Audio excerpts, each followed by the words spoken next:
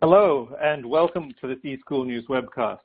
My name is Andrew Barber. I'm a senior contributing editor here at eSchool News, and I'll be acting as the moderator for today's presentation, which is sponsored by Dude Solutions. And over the next hour, we're going to talk about how educational institutions can protect the wealth of technology knowledge that they acquire over time, even as the staff changes, reshuffles, reassignments go on. But before I introduce our speakers for today and we dive into that discussion, let me just take a few moments to talk about the console that we're using today. First, looking at the first slide, you don't have to worry that you're not in some kind of groundhog moment here. The data on the first slide is wrong, and for which I apologize, but the information is as current as possible. And second, today's event is being recorded. So in a couple of days, we'll be sending out an email to everyone that contains a link to the recorded event. And you'll also be able to download a PDF of the presentation from that same email. And also, please ask questions at any point. And don't feel as if you have to wait until the end. If you have a question during the course of the presentation, just type it into the Q&A box on your console and hit the submit button. And I think we're probably going to have about 10 or 15 minutes or so at the end when our speakers can answer your questions. And we also have a chat function, which if you look down at the bottom of your screen at the black toolbar, you can see the blue group chat icon down there. Click on that, and that allows you to talk among yourselves, talk to fellow audience members, or to contact me or the eSchool News team if you have any technical issues or other concerns. And the group chat is a great way to share ideas and talk about some of the things you're hearing during the presentation and share ideas about what you yourself are doing. I do have one favor to ask of you, please. Please don't use the chat function to ask our speakers questions. They're simply not going to have time to monitor the chats while they're giving the presentation. So if you have a question for them, again, please use the Q&A panel instead.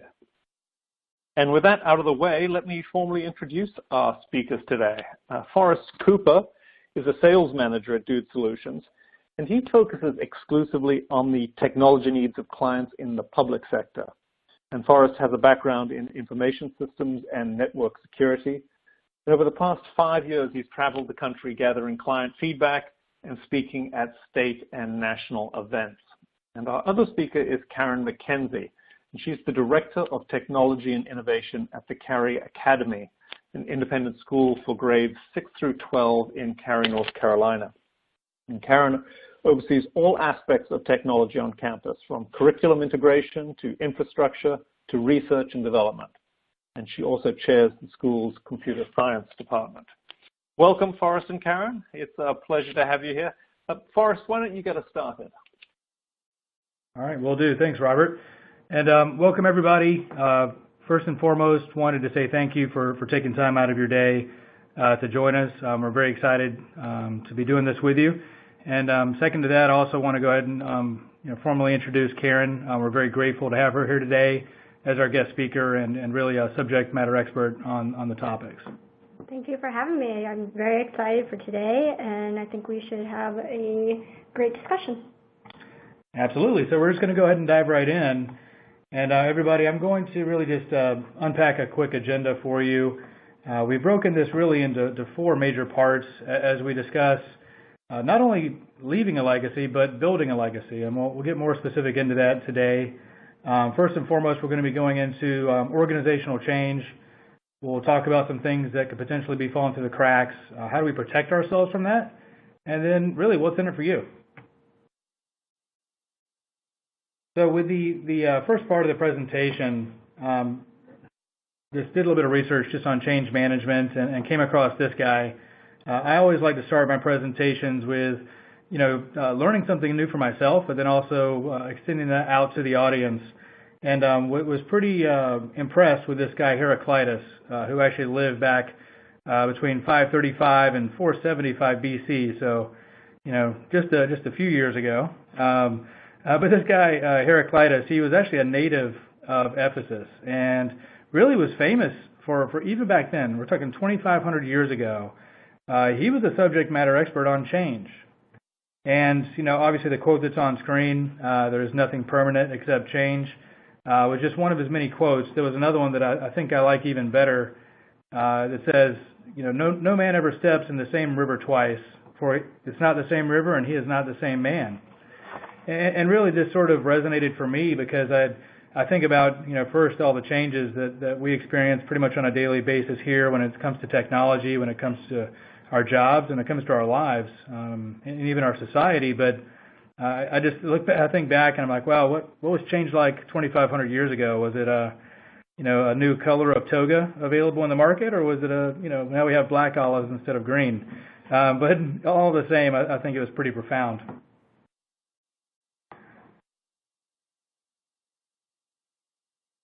All right, so kind of unpacking things here in the organizational change department. We're going to talk through a few things, including retirements, what really could be leading to change in your organization. So retirement, promotions, new opportunities have come along, or hey, maybe things just didn't work out with someone, possibly some performance issues. And just so everybody knows, this webinar today was really inspired by a webinar that we did a few years ago here at Dude Solutions. And that was called Bridging the Gap, and really was designed to raise the awareness of what's called the silver tsunami. So baby boomers coming up on retirements, just an enormous amount of institutional knowledge in their heads when it came to infrastructure for education facilities, for government facilities, for roads and streets and everything in between. And so really some great content was produced then, but it got us to thinking about how can we better plan for not only the baby boomers retiring, but just ongoing? How should we be focusing our energy on development? So we're going to get further into that today, but wanted to point out a couple of quick key things on the slide. I'm not going to read them word for word, but the data tells us 50% of operations management personnel are expected to retire in the next 10 years. That's a lot of knowledge that's going to be kind of walking out the door, and if you're lucky, they'll still be around. If you're not lucky, they're going to charge you $100 an hour to talk to them about it. 5,000 school districts right now have information technology jobs posted. I pulled that data just a few days ago on Indeed, and that's a pretty big number. But when you stack that really with just the national need for technology jobs, there's really a quite significant shortage right now. And now it even extends beyond technology, and we'll talk a little bit about how every department in your organization and your school could be impacted.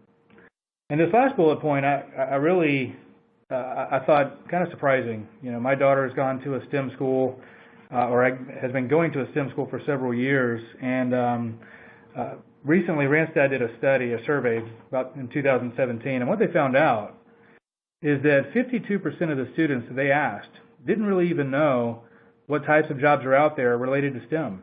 So when we think about science and technology, and they had no idea what jobs were going to be out there for them and what's really in the market. And truthfully, upon further investigation, there's about 3 million open STEM jobs right now in the United States.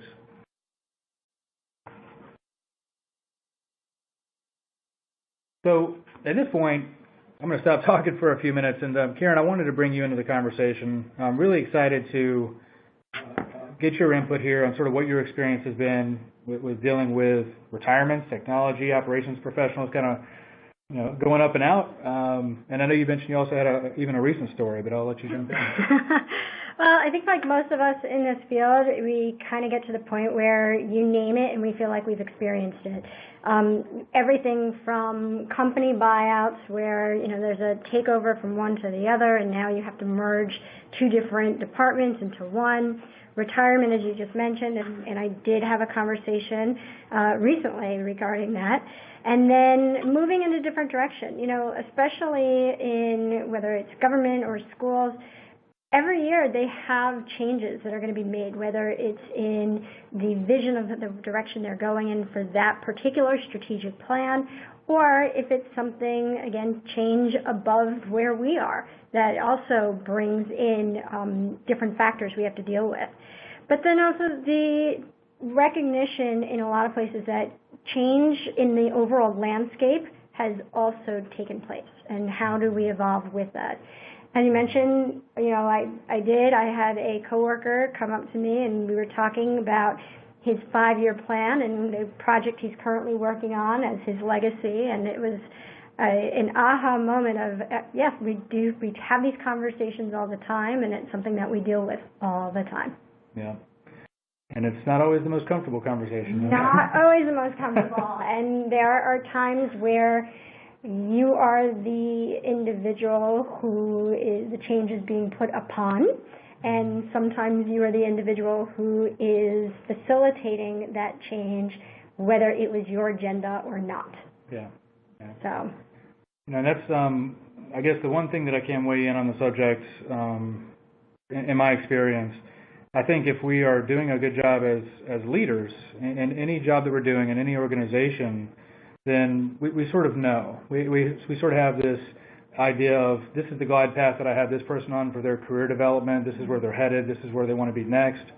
So we have fewer of those surprises where they walk in and kind of just drop the weight of the world on you. Absolutely, and I know it's such a catchphrase at the moment, as most things are, but transparency is, as much as you can with your employees, is the best route.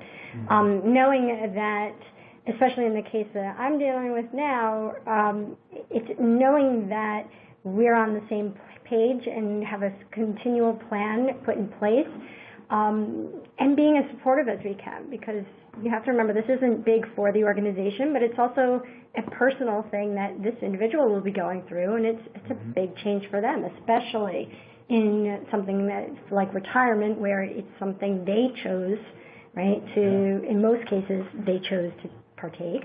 Mm-hmm. Whereas if it's something that's put upon them, you know, I can't control if someone chooses to buy my company and vice versa, and how do we deal with that change? And again, people's emotions come very much into play, and you do have to really think about that when you're having these conversations. Yeah, definitely great points.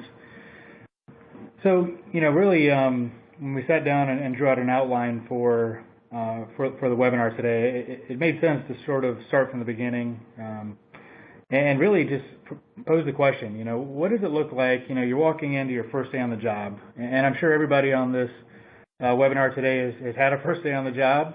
They may have had a couple, they may have had 5 or 10, and you know, myself personally, I've had situations where I've stepped into a well-oiled machine in the different industries that I've worked in, even prior to my current role here.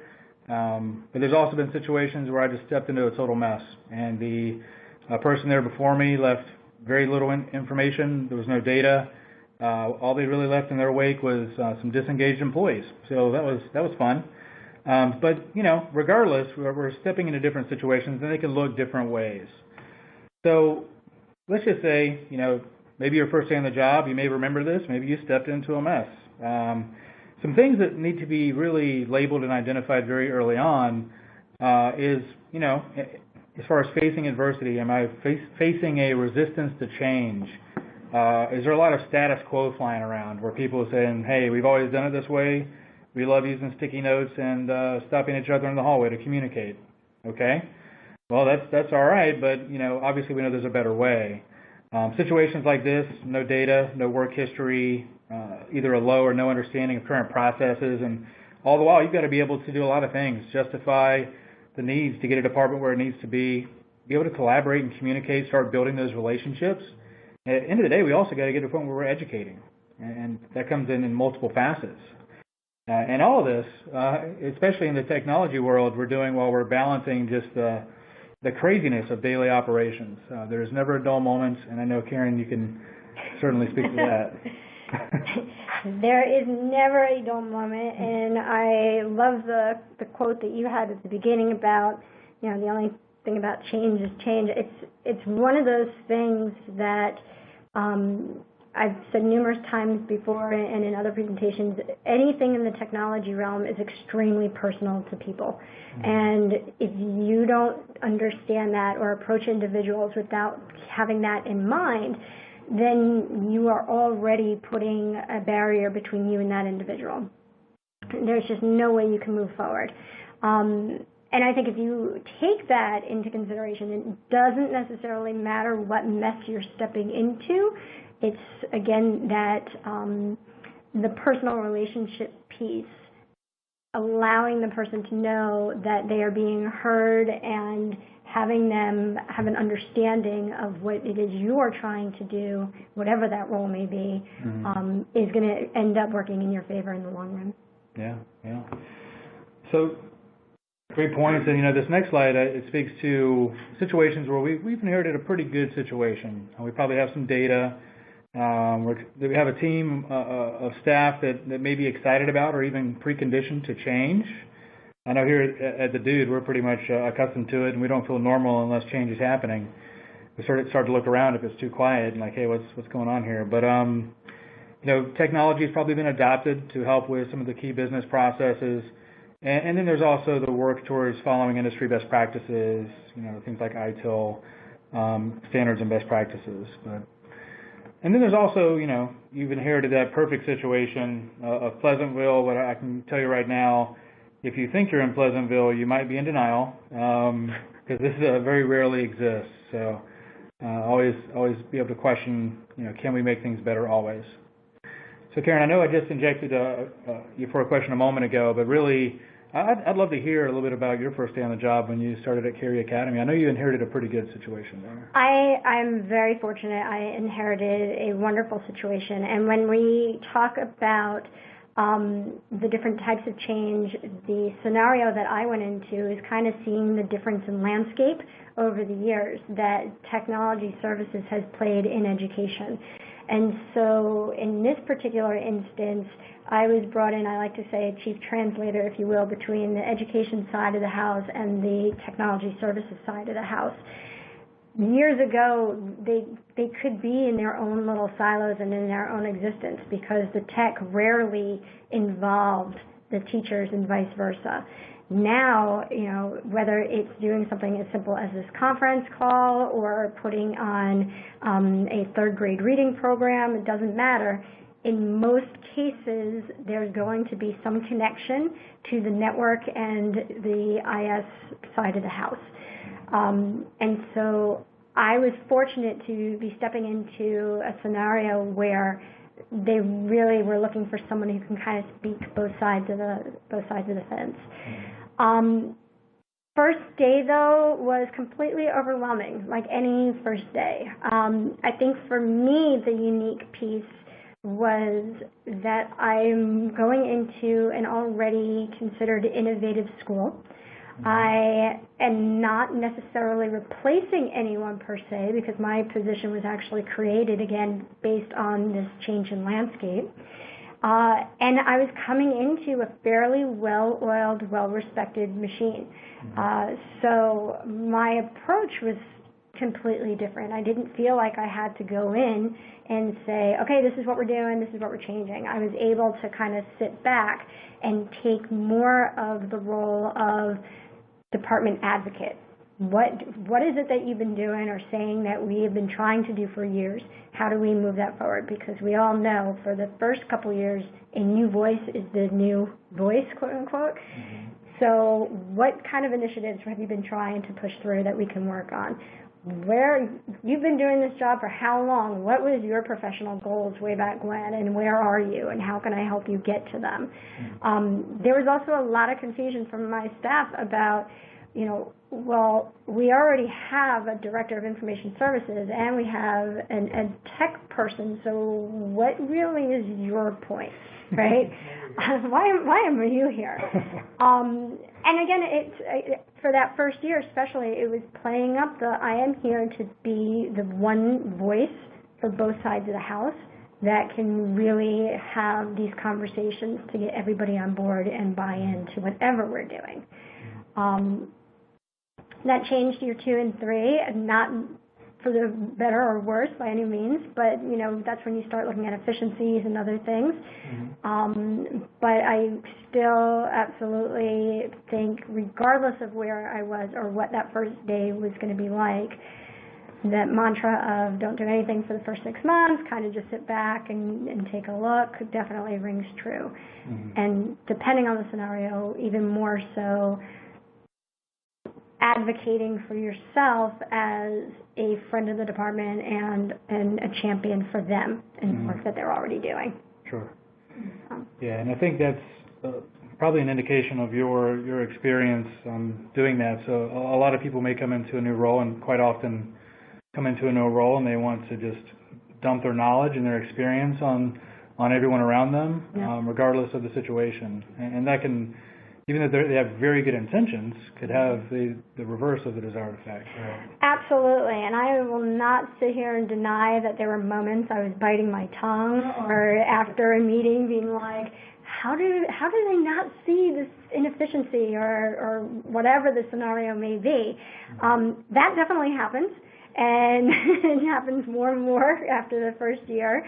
But I think the biggest part is that you, as a new person coming in, really need to understand the full dynamic of what this company or department has been through, or this group of people. What is the dynamic within that little department? Have they all worked together for years? Are you really the new one in?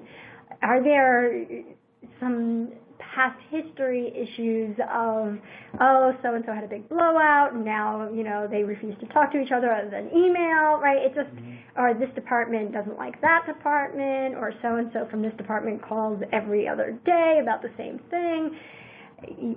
Understanding where all that is, and then trying to figure out where the, I don't want to say truth, but where the accuracy in the portrayal of that is, that will significantly help as you try and move forward, and gives credence to what it is that you are suggesting along the way, because you can use that as the example of, I've seen now for the past year or so how the relationship has become toxic with this particular department. How do we now go about fixing that? Yeah, that's fantastic. And I think this next slide sort of puts a technology leader in the superhero outfit, and I would say maybe Captain Perception Gap, right? We're just talking about kicking down those perception gaps and helping people communicate better and taking time in doing that. But yeah, I think, like, to your point, regardless of whatever scenario you stepped into, good, bad, or ugly, you have to be that transformation agent. And really, at the end of the day, when you do break down those barriers and those perception gaps, you find that everyone's there in that building, regardless of their department, for a reason. They want to help students. They want to help each other. And I would also say, because change agent is also one of those that it can evoke response, right? You also want to be like I said, the advocate for what is also working, right? And that's something that's really important, especially for individuals who have spent tons of time working and developing on process and procedures, or implementing and researching a new piece of technology or something else. The last thing anybody wants to do is feel like, well, why did I just go through all of that? Or I went through all of that and now they're not even looking at it, right? Helping that person, one, get the recognition that they deserve if the project was successful, but then two, if it wasn't successful and you do need to pivot, involving them in, okay, why were you leaning towards this? And what do you feel is imperative that we're looking at moving forward? Because that also will have a complete attitude change from that individual about, oh, this person is advocating for me and helping me get the right solution in, versus, well, they looked at it for 2 minutes, it's not what they wanted, and now I got to go do this. So it's important. No, it definitely is. And there's, I was reading a book on psychology about 2 years ago. There's something called cognitive dissonance.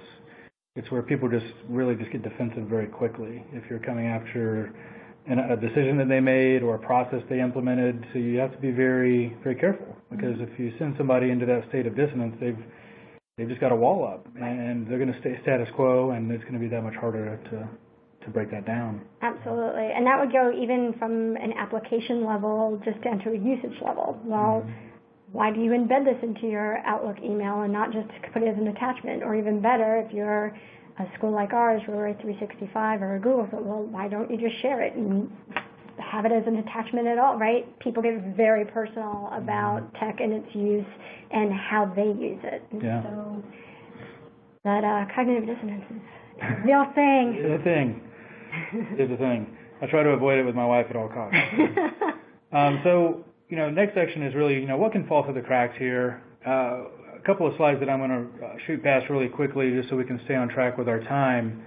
But in any instance of turnover, there is a cost and a risk associated.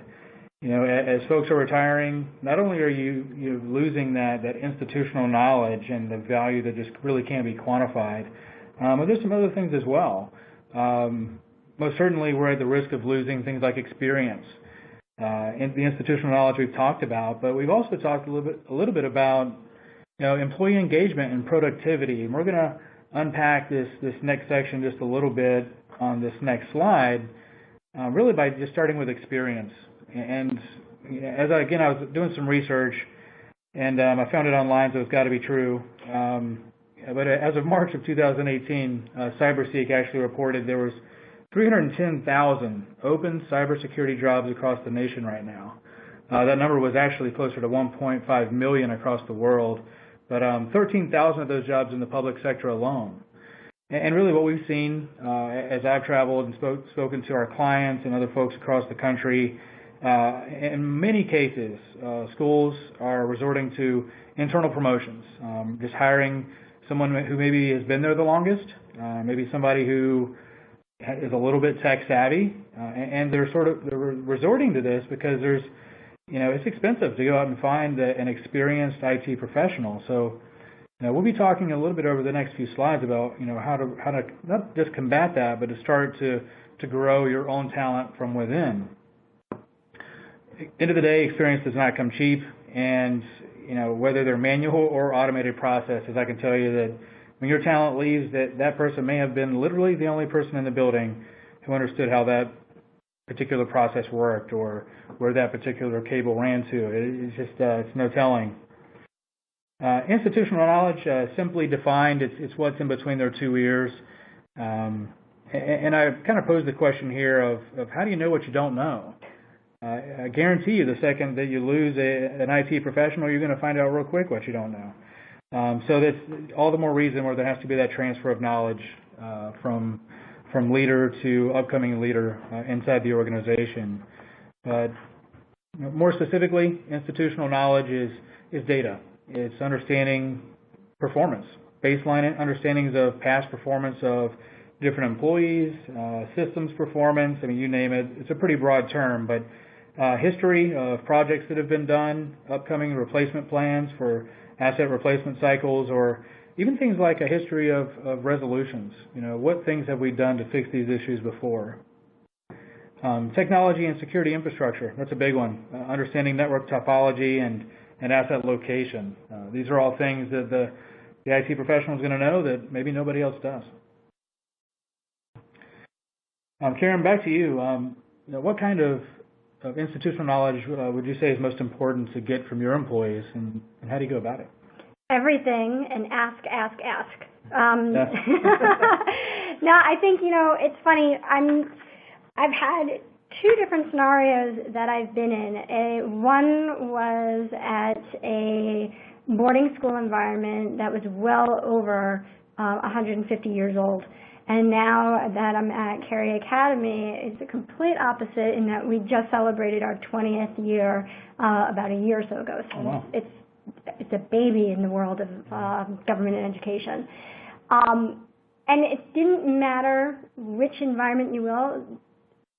Anyone in those scenarios doesn't remember every single thing that went on at every point in time. Mm-hmm. Whether it's forgetting, oh yeah, way back when we were thinking about the future and laid conduit for this field that's all the way out there. Okay, we totally forgot about that because who knows when change happens. Mm-hmm. To why is it that we only put so-and-so's office phone on that wall? Well, we forgot that we have basically fried the electrical on the other walls, or whatever the case may be, right?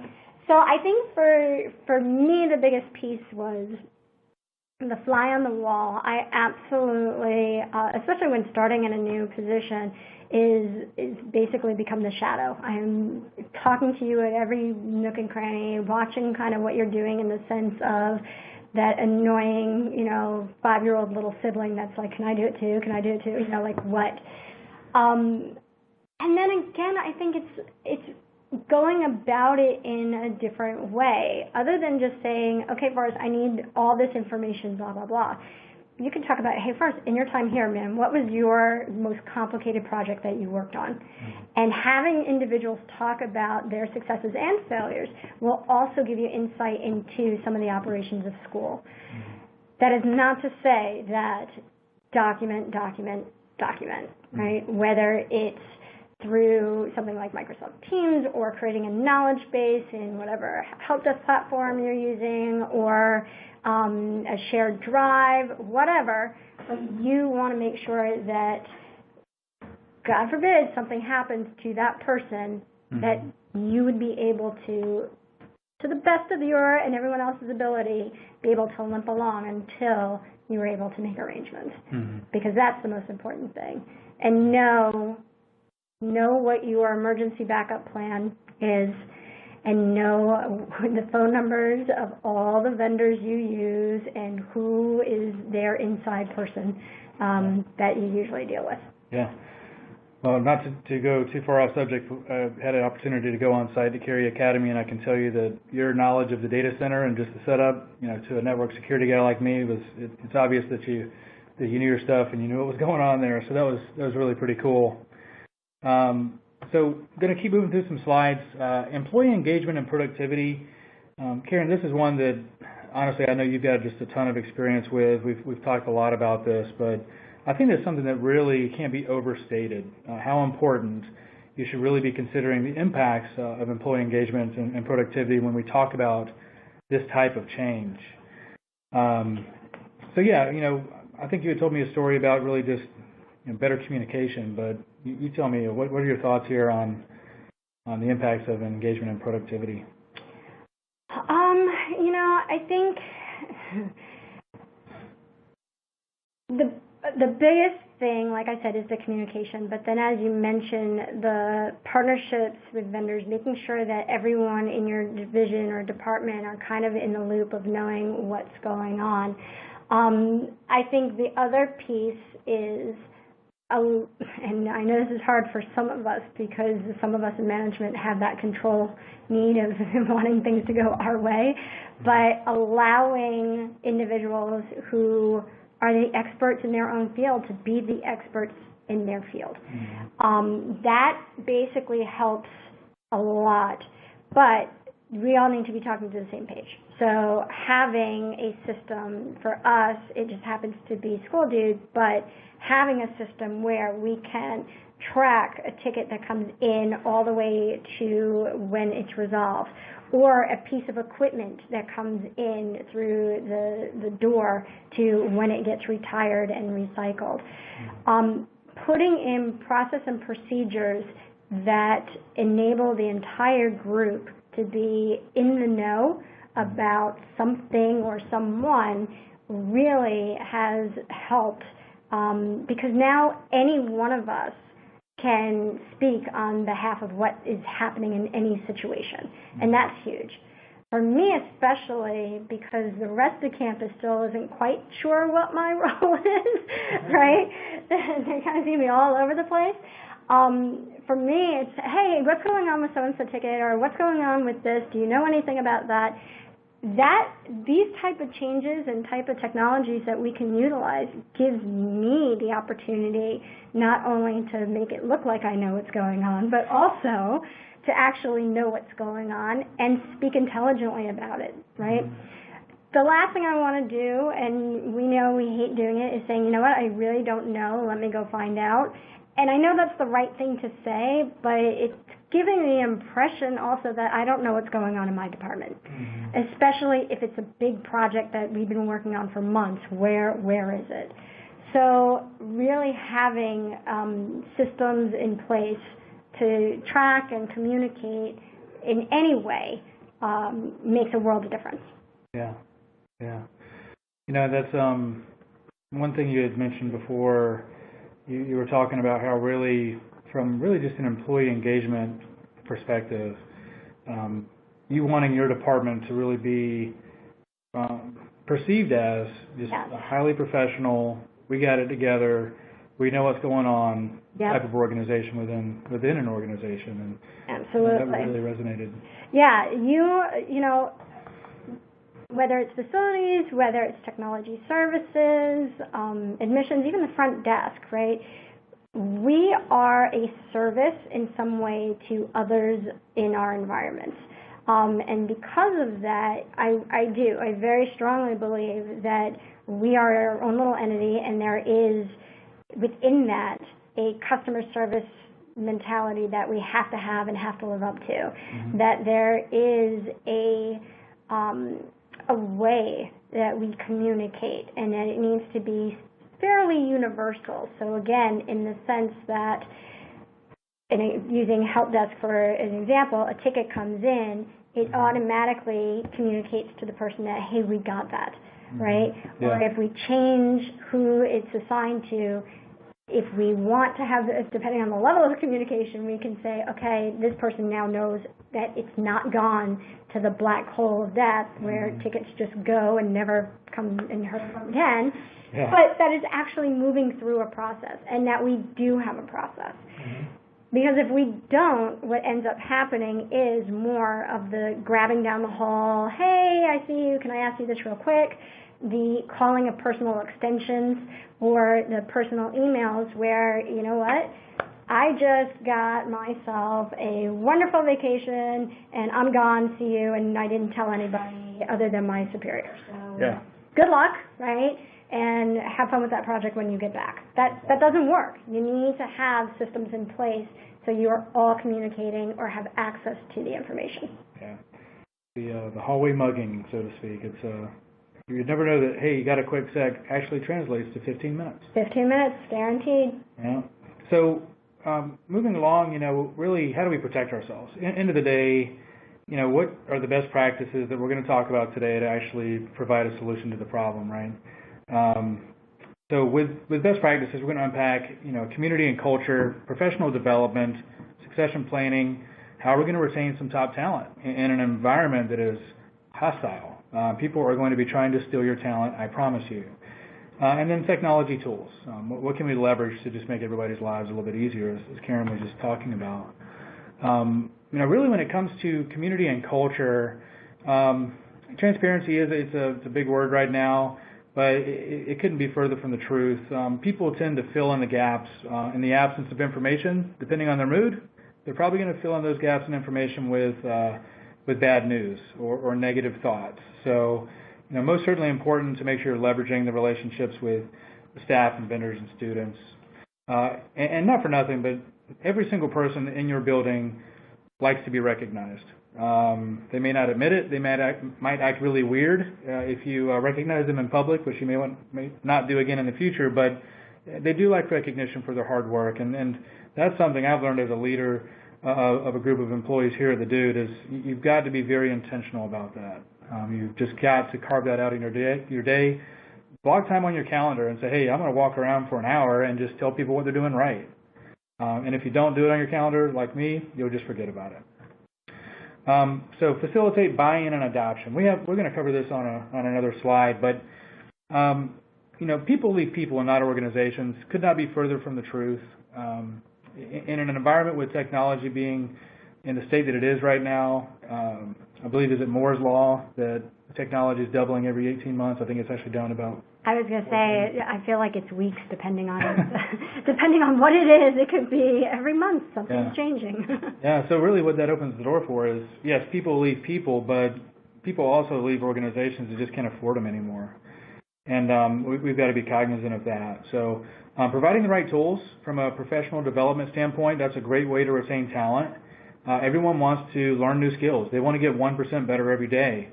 And ultimately make people's jobs easier. There should never be a situation where someone can't leave work on time, go see their kid play baseball, those types of things. And if that's the case, we've got to take steps to create efficiencies, to put the tools in place to do that. And then really consider from a professional development standpoint, internal and external. Inside, mentoring programs, sharing that institutional knowledge that we were talking about, how important it is. It's going to do nothing but help you. And then external, look at third-party trainings or events. I know a lot of the IT professionals around this area are very big on just continuously learning as the industry continuously changes. So both community culture and professionalism development will contribute towards really operational excellence. But unpacking the succession planning and retention of talent piece, this really, if we do this right, the problem takes care of itself. If we are transferring knowledge appropriately, if we are putting in specific milestones and a way for folks to understand what their next steps are in their career path, this problem will take care of itself.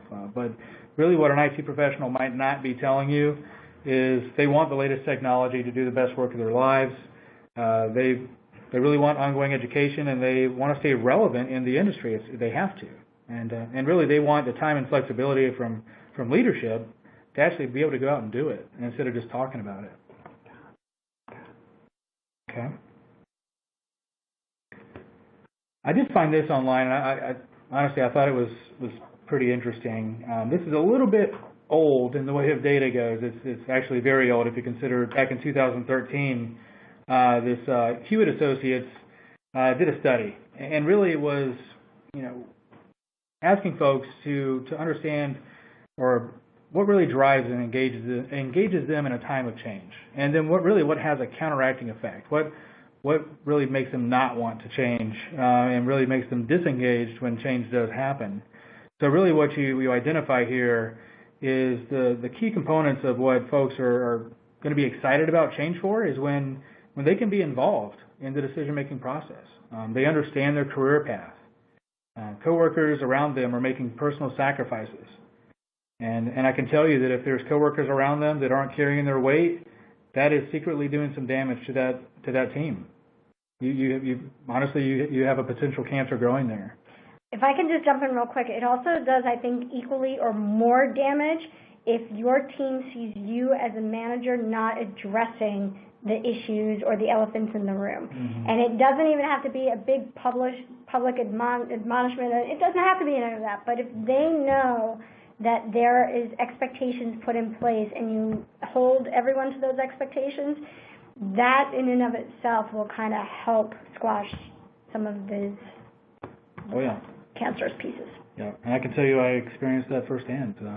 Early on in my career as a leader, I wanted everybody to be successful and just tried too hard with certain people who didn't want to be successful, and it had an effect on my team. Yeah. So it definitely happens. Achieving operational excellence, not only about the people. That's most certainly true, but they're a huge part of it, I can tell you that much. But at the end of the day, we live in an era where technology is here to help make our lives better. Many would argue that maybe it's not sometimes. I know the iPhone that I got for my daughter a few years ago I could argue that it's not helping. But just the same, anytime a leader is approached by a member of the technology team or really anybody in their organization saying, hey, we need this technology to do our jobs better, most certainly folks are going to ask the questions, well, what's the ROI?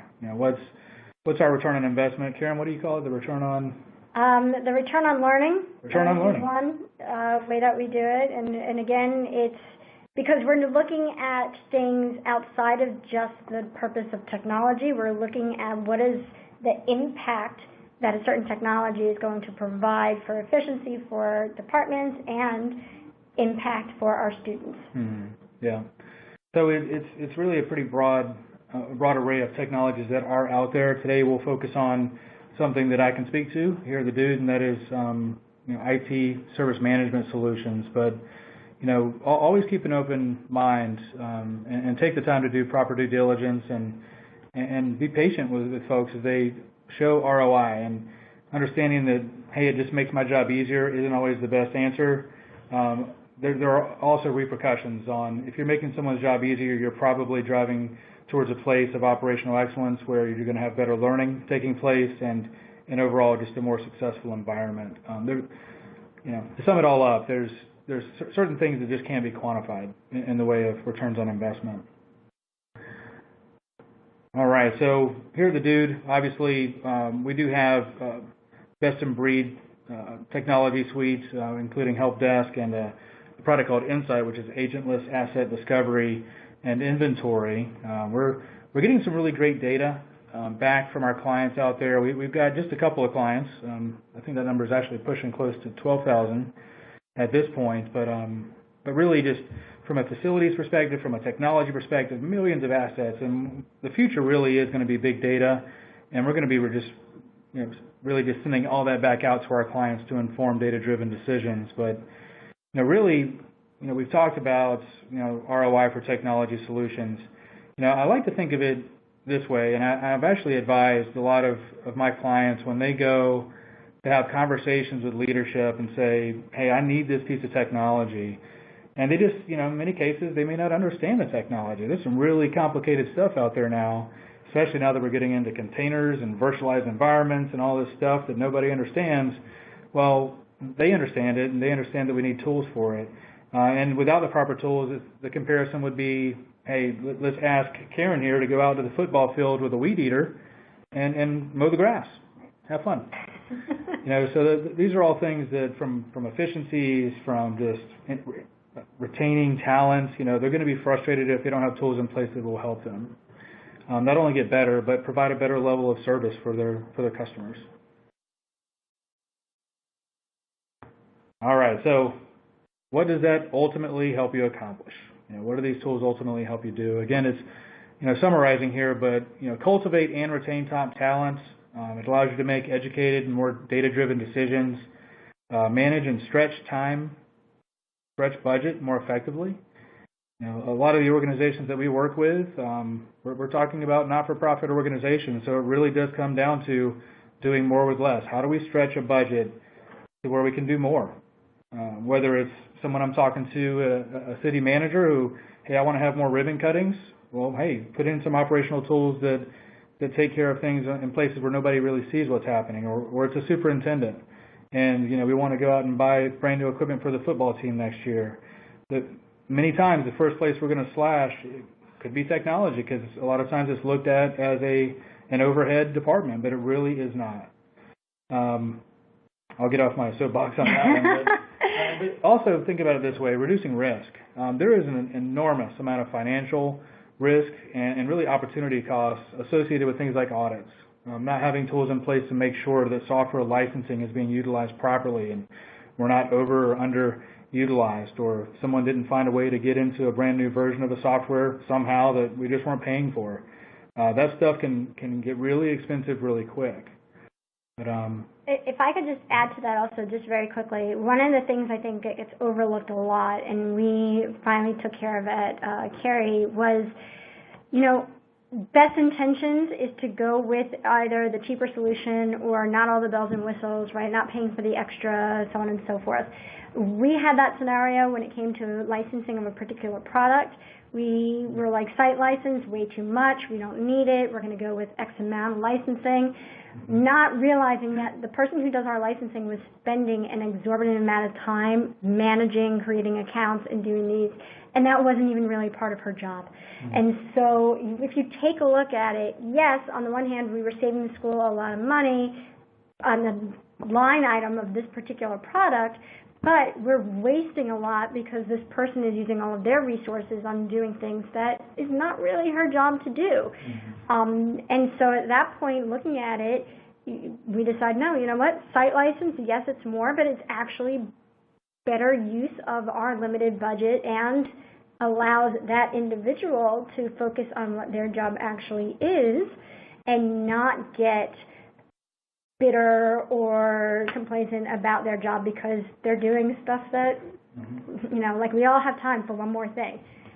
There wasn't that feeling anymore. Yeah, and when you think about that employee getting burnt out and leaving, the separation costs, the cost to interview and hire and onboard a new person, all that has to be factored in, even though I'm not going to take the time to factor that and add it all up, but I can tell you it adds up. It adds up quick, and sometimes it's worth looking at it, and sometimes it's not. But when you do have tight budgets, it's not necessarily always the cheapest wins. It's also going to be what has the biggest impact and makes the most sense. What frees up bandwidth. Exactly. Cool. So, leaving a legacy, what's in it for you? I'm sure everybody's wondering. A lot of folks listening might not be, in a place where we're worried about retiring right now ourselves, but most certainly you need to be thinking about, what are we doing right now to build our legacy. Making it easier for your eventual replacements, elevating your personal brand, retaining talent, and really one thing I think a lot of folks don't always talk about in their budget planning is, we have a 5-year plan. We have a 5-year capital outlay plan, or we have a 5-year technology plan, or whatever that looks like. But what is our vision? What's our vision 10, 15 years down the road? Where do we aspire to be? And these are all things that you should think about, and then just take little bite-sized pieces and work directionally to get there. And for those of you who are like, we're in tech, how can we make a 5-year plan for stuff that hasn't come out in 2 months? A lot of it, I think, is as far as the bigger picture, right, the vision. We have a 5-year plan. We look at it every 6 months and tweak, but we have that overall vision of where it is that we want to go. Yeah, absolutely. So, Karen, definitely thank you for your time. I'm going to go ahead and just start to summarize things a little bit here, and I believe Robert will jump back on. But, really in summary, I know it may be cliche, but every journey does start with the first step, and that first step is required to start any journey. So, my recommendation, I'm sure you taking what Karen has said today as well, take a step back and really evaluate the different corners of the operation when it comes to technology and other departments. But change is inevitable. It's going to happen. Get used to it. Technology tools, obviously, they may look like a line item investment, but I can tell you, if you do your due diligence, you're going to find ROIs that are going to far exceed any price tag. And then, proper tools for the job. Don't give them a weed eater to go move along with. Give them the right tools, and you'll find yourself in a much better place when it talked about retaining talent and leaving that legacy. Definitely. The only thing I would add is don't forget the technology tools, more than just line items, absolutely, but it's also more than just the tangible. It's also the individuals and the teams that you put together. Mm-hmm. All right. Well, Robert, we're going to hand things back over to you. All right. Well, thanks so much, Forrest, and thank you, Karen, for a great discussion about an issue that I think everyone on the webinar is no doubt faced or been part of at some point. We still have a few minutes remaining, and we'll turn to the audience questions in a second. But first, I'm just going to ask you all just to take a moment to take a quick poll to tell us a little bit about what your interest might be in. We have 4 different Dude Solutions options up there, from the technology management suite down to help desk, insight, and resources/collateral. Just click on any one of those that you want and hit the submit button, and then we will move on to the Q&A. So I'm going to do that right now. Forrest and Karen, on the we have a question from Jennifer, and Karen, you made some references early on how you came into the Carrier Academy, which was you took over in a very successful organization right then and there. You didn't inherit a mess or anything, but Jennifer does raise this issue of promoting change in a highly successful organization, and highly successful organizations can obviously have their own blind spots. Everyone believes they're performing at a high level. They think they know where they're going. And sometimes that can even blind them to, obstacles out ahead of them. I mean, I suppose if you look at it, the Titanic was a successful ship until it hit an iceberg. How do you promote change in an organization that sees itself as highly successful? I think one of the things, and the way that I've approached it, is because we are in the field of technology, things themselves and the landscape of technology changes so often. So what may have worked for us and has been highly successful for us, it might be a good time not necessarily to change, but revisit what's out there and see, hey, are we still doing things the best way that we can, or is there a tool or something that can kind of bring us to the next step or keep us current? And for us, in our experience, it just so happens that our implementation of Help Desk and Insight was a big part of that. We did it in other areas as well, but using that as an example, it was yes, we as a community absolutely rely on information services. We email somebody and so is there quicker than quick, and everything is great. But there was a lot of scrambling on the back end of, hey, did you talk to so-and-so? What's going on with this? So on and so forth. And so it was an eye-opener for everyone to kind of remember that the perception, not only outside of our department, but inside our department was important. The other thing that I would kind of say is, you do want to approach those type of topics carefully because, again, you don't know who was the owner of the project beforehand or what kind of investment was put in. It's always great, though, to kind of sell it of taking a temperature outside looking in, and also not looking to change, but looking to better ourselves, and from our standpoint of professional growth, staying on top of things and keeping ourselves current. Okay. That's the ideal. All right. And you hope it works. All right. We probably have time for maybe one more question before we wrap up for today. Towards the end of the presentation, you talked about leaving a legacy and getting employees to leave a legacy. The question really is coming back to that: is how do you motivate your team to leave a legacy? You talked about having a personal brand, and that's one thing. But the other side of the equation, you also get people who want to leave in a situation like make sure that they'll miss me when I'm gone type attitude. How do you motivate that team? What are some of the strategies you've used that have succeeded? Yeah, I'll answer real quick from my experience, but I also want Karen to answer as well.